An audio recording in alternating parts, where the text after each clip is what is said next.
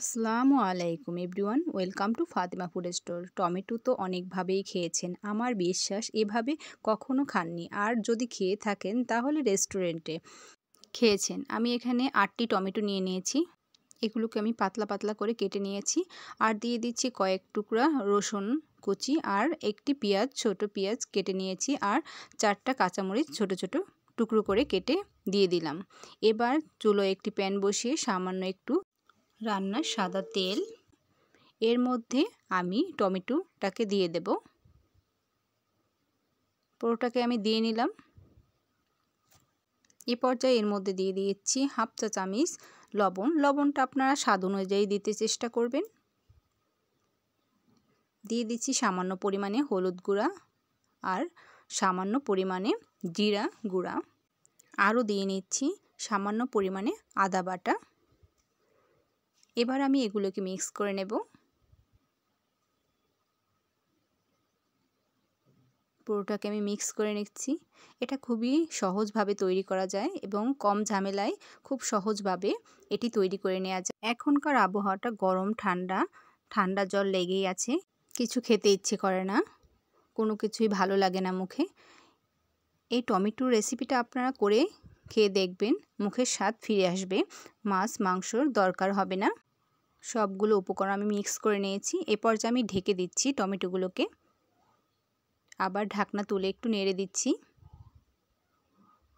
আবারও ঢেকে নিচ্ছি আমি।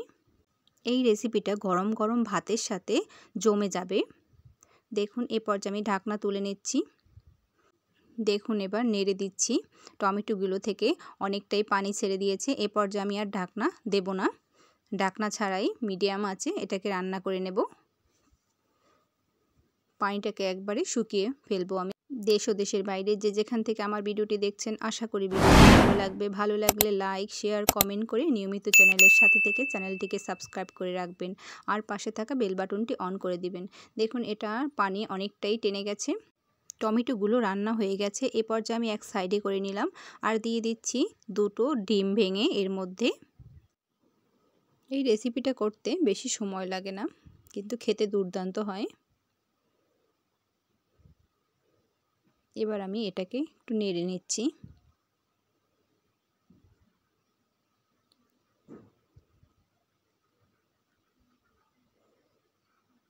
ডিমটাকে একটু হালকা ভেজে নেব। অনেকেই অনেকভাবে টমেটো দিয়ে রেসিপি তৈরি করেন, এভাবে একবার খেয়ে দেখবেন। ডিমটা আমার ভাজা হয়ে গেছে। এ পর্যায়ে আমি টমেটোর সাথে মিক্স করে নিচ্ছি। এটা আমার হয়ে গেছে। এ পর্যায়ে আমি চুলো থেকে নামিয়ে নিচ্ছি।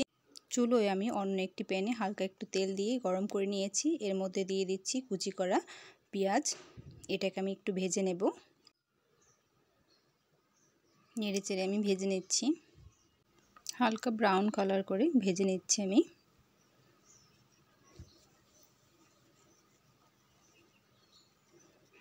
পেঁয়াজটা দেখুন এরকম ভেজে আমি তুলে নিচ্ছি। এই তেলের মধ্যে আমি 5টি ছোট সাইজের শুকনো মরিচ ভেজে নিচ্ছি। নেড়ে চেড়ে মুচমুচে করে এটাকে ভেজে নেব আমি। দেখুন এরকম হয়ে গেছে। এবার আমি এটাকে তুলে নিচ্ছি। ভেজে রাখা পেঁয়াজগুলো এর মধ্যে আমি নিয়ে নিচ্ছি টমেটোটাকে। দেখুন এবার আমি নিয়ে নিচ্ছি ভাজা শুকনো মরিচগুলোকে, দিয়ে দিচ্ছি এর মধ্যে কুচি কুচি করে রাখা একটি পেঁয়াজ, আর দিয়ে দিচ্ছি সামান্য পরিমাণে লবণ। লবণটা আপনারা বুঝেই দিতে চেষ্টা করবেন, যেহেতু আমি প্রথম টমেটোর মধ্যে একবার লবণটা অ্যাড করেছি। আবার অল্প করে দিয়েই এটাকে মিক্স করতে হবে, যেরকম লাগে বুঝে দিতে হবে। আমি মরিচ এবং পেঁয়াজটাকে একটু হাত দিয়ে এভাবে ডলে নিয়েছি। এবার আমি ভাজা পেঁয়াজ এবং মরিচ এবং টমেটো সবগুলোকে একবারে মিক্স করে নিচ্ছি। পুরোটাকে আমি মাখিয়ে নিলাম। তৈরি হয়ে গেল আমার টমেটোর রেসিপি। এবার আমি অন্য একটি প্লেটে তুলে নিচ্ছি টমেটোটাকে। এটা কিন্তু মাশাআল্লাহ চমৎকার হয়েছে। এটা পরোটা, রুটি এবং পোলাও, সাদা ভাতের সাথে অসাধারণ একটি রেসিপি। আসসালামু আলাইকুম।